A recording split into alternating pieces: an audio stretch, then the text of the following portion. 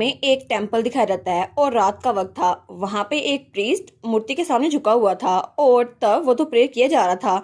लेकिन तभी वहां पर एक और प्रीस्ट आता है। वो कहता है पोप। तो पोप कहता है मैंने तुम्हें कहा था ना जब मैं प्रे कर रहा हूँ तो मुझे डिस्टर्ब ना किया करो। वो कहता है मुझे माफ कीजिएगा। लेकिन एक और लेटर आया है जिसमें इवान के बारे में पूछा जा रहा है और ये इस हफ्ते 5वां लेटर है। और वो उसको लेटर दिखाता है तो पोप कहता है ओहो ये लेटर फिर से आ गया। तो वो कहता है जी बिल्कुल, इस लेटर का कंटेंट भी वही है कि इवान के बारे में हम बताए क्योंकि इवान यहाँ पर आया था। और आजकल वैसे भी अन्ना और आंटी वाले लोग को जरा पूछा जा रहा है और सबका शक टेम्पल भी जा रहा है, तो हमें इस बारे में क्या करना चाहिए। तो हाई प्रीस्ट कहता है ठीक है इसको इग्नोर कर दो जैसे तुमने पहले लेटर्स को इग्नोर किया था। वो कहता है लेकिन सर हमें कुछ ना कुछ तो जवाब देना होगा ना। वो कहता है नहीं, क्योंकि जिस पर्सन को वो ढूंढ रहे हैं उसकी आइडेंटिटी उसकी इन्फॉर्मेशन उनको अगर पता चल गई तो वो यहाँ पर आ जाएंगे। तो दूसरा प्रीस्ट कहता है जी मैं समझ गया।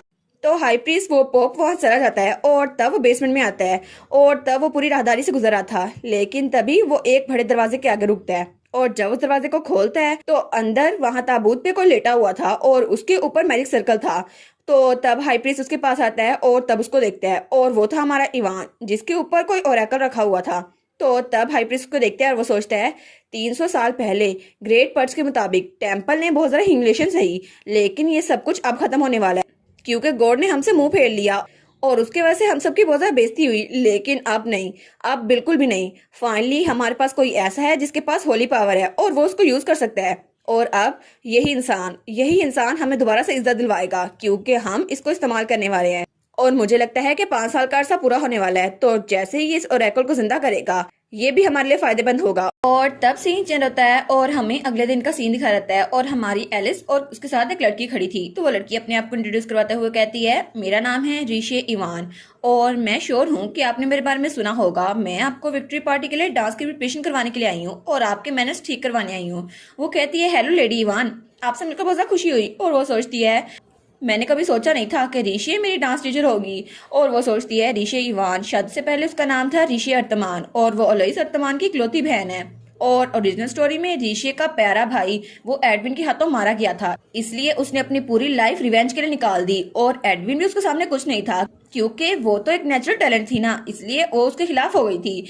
लेकिन तभी वो उससे कहती है अब हमारे पास ज्यादा टाइम नहीं बचा पार्टी तक, तो मैं क्लास अभी स्टार्ट करती हूँ। तो हमारी एलिस कहती है थैंक यू, मुझे अच्छे से समझाइएगा। और वो सोचती है लेकिन अभी तक मैं एलोई से नहीं मिली, पता नहीं वो कैसा होगा क्योंकि बचपन में तो उससे मिली थी ना, लेकिन मैंने सुना था वो भी वार में गया था, तो अब वो कैसा होगा। तो तब उसकी क्लासेस शुरू होती हैं और सबसे पहले उसे एटिकेट्स के बारे में क्लास दी जाती है और फिर वाइन्स के बारे में बताया जाता है। और तब थोड़ी देर बाद उसके सर पे बुक्स रखी थी और उसे चलने की प्रैक्टिस करवाई जाती है और उसके बाद उसको खाने की एटिकेट बताई जाती है। तो तब वो कहती है ठीक है तो हम लोग डांसिंग अभी शुरू करते हैं। और तब वो पियानो के पास बैठ गई थी। वो कहती है क्या आप स्टेप अप कर सकती हैं। वो कहती है जी मैडम। और तब वो कहती है कम ऑन लेडी थोड़ा सा घूमिए। लेकिन हमारी एलिस वो तो डिस्को लाइट के तौर पर अपने हिसाब से घूम रही थी, वो तो बिल्कुल अपने हिसाब से डांस कर रही थी। लेकिन ये देखकर ऋषि वो तो बिल्कुल शौक हो जाती है। तो हमारी एलिस कहती है मुझे माफ कर दे, मुझे डांस नहीं आता। वो कहती है कोई बात नहीं, आज आपकी पहली क्लास थी ना, और इसके अलावा मैंने आपके लिए एक स्पेशल डांस पार्टनर भी प्रिपेयर करवाया है। और तब वहां पर अलोइस आता है। तो हमारी एलिस कहती है अलोइस। वो कहता है हेलो लेडी। तो हमारी एलिस बहुत खुश हो गई थी। वो सोचती है कितनी जल्दी बड़ा हो गया ना। और तब अलोइस कहता है सिस्टर मैं भी काम कर रहा था।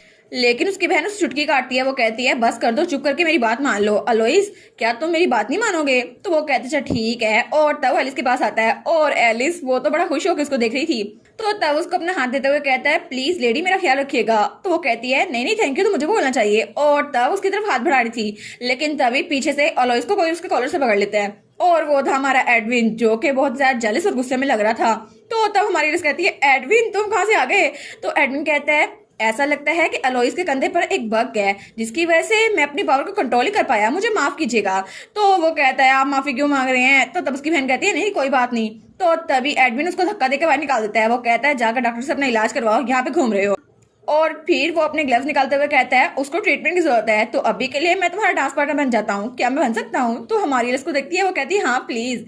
तो वो कहती है थैंक यू सो मच। वो कहता है हाँ हाँ ठीक है। और तब वो लोग डांस शुरू करते हैं और बहुत ज्यादा जबरदस्त डांस कर रहे थे। और हमारी एलिस सोचती है इसकी आइज तो बहुत ज्यादा काम और अफेक्शनेट लग रही है, ऐसा लगता है कि अभी पहले किसी को मारने वाला था लेकिन मेरे साथ कितने अच्छे से डांस कर रहा है ना। और ड्यूक इस्तबान, अलोइस, ऋषि और मैं हम सब के सब ओरिजिनल लेवल में मर चुके थे, लेकिन अभी हम सब जिंदा हैं और पता नहीं फ्यूचर क्या होगा। लेकिन मैं इस मेल लीड के साथ डांस कर रही हूँ और ये कितना ज्यादा मजेदार लग रहा है ना। और वो सोचती है ये तो बिल्कुल ही ख्वाब लग रहा है, क्योंकि मुझे लगा था ये ज्यादा चलेगा नहीं। और तब ऋषि ने पियानो बजाना खत्म कर लिया था और उनका डांस भी एंड हो गया था। और तब हमारी कहती है क्या मैं तुम्हारे पाँव पे पैर तो नहीं रख दिया।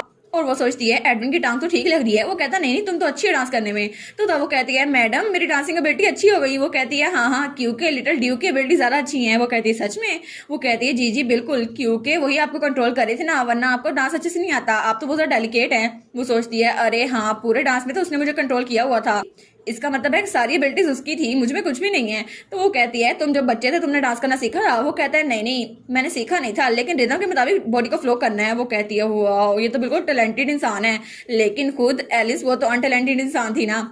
और दूसरी तरफ सीन चेंज होता है और हमें शाम का सीन दिखा देता है जब हमारा एडमिन अपने ऑफिस में आया था और तब अलोइस उसके पास आया था। वो कहता है ओनर आप वापस आ गए। तो तब हमारा एडमिन कहता है कुछ रिपोर्ट करने के लिए है। तो वो कहता है जी हमने इन्वेस्टिगेशन की थी कि इवान एल्गर डिसअपेयर कैसे हुआ, और हमें पता चला कि आखिरी बार वो टेम्पल में देखा गया 5 साल पहले। और पास में बहुत सारे लोग टेम्पल में गुम हुए हैं, लेकिन उनमें इवान एल्गर भी शामिल था। और मैंने उन पर छुप के नजर रखी और ऐसा लगता है कि वहाँ बेसमेंट में कोई कैद है। और उनकी बातों से मुझे पता चला कि आसमान से कोई एंजल उतरता है जो कि बेसमेंट में सो रहा है, लेकिन मुझे लगता है कि वो इवान हो सकता है। तो एडमिन कहता है तुम्हें सच में लगता है वो इवान एल्गर होगा। वो कहता है जी मुझे तो ऐसे ही लगता है। तो वो कहता है ठीक है हमें सबको पता करना होगा। तो लॉइस कहता है लेकिन क्या आपने मुझे पहले बताया नहीं था कि इवान एल्गर के पास स्पेशल एबिलिटीज हैं, तो क्या पता ये उसकी डिवाइन पावर की वजह से हो कि उसको वहां पे कैद करके रखा गया है।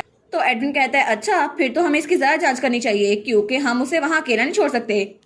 और तब सीन चेंज होता है और हमें कुछ दिनों बाद का सीन दिखा रहता है और हमारी हीरोइन का महल। तो वो कहती है ओ माय गॉड सच में तुम दोनों इकट्ठे की तरह प्यारे लग रहे हो ना। और तब एडविन और मिकाइल वहां पर थे। तो मिकाइल कहता है तुम क्या कह रही हो, तुमने कुछ गलत तो नहीं कह दिया।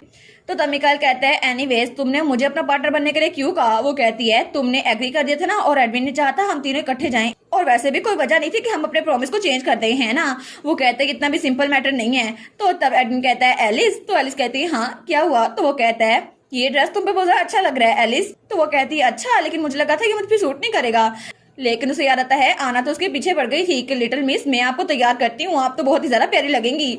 तो वो सोचती है आना ने तो बहुत ज्यादा मेहनत की थी मुझे तैयार करने में। तो तब वो एडविन और मिकाइल दोनों को हाथ पकड़ती है। वो कहती है चलो ना हम चलते हैं, वैसे भी हमें देरी हो रही है। और वो तो बड़ी खुश थी कि हम तीनों इकट्ठे जाएंगे, लेकिन उसको देखकर वो दोनों ब्लश करने लग जाती हैं। तो तभी हमारी एलिस कहती है जल्दी करो ना हम चलते हैं। तो तब एडविन तो घूर के हमारे मिकाइल और एलिस के हाथ को देख रहा था। तो वो कहती है जरा ना सोचना मेरे साथ चलो। तो तभी एडविन मिकाइल के हाथ पे हाथ मारता है। वो कहता है बस कर दो उसे टच ना करो। तो मिकाइल कहता है तुम्हें मसला क्या है, आखिर तुम क्रेजी बास्टर्ड तुम तो बिल्कुल पागल हो। तो एलिस वो उन दोनों को देख रही थी। वो सोचती है मुझे कबाब में हड्डी नहीं बनना चाहिए, और वो कहती है तुम दोनों हाथ पकड़ के आ जाना मैं जा रही हूँ। और वो बग्गी में बैठ गई थी। तो तभी मिकाइल कहता है आखिर तुम सोच क्या रही हो।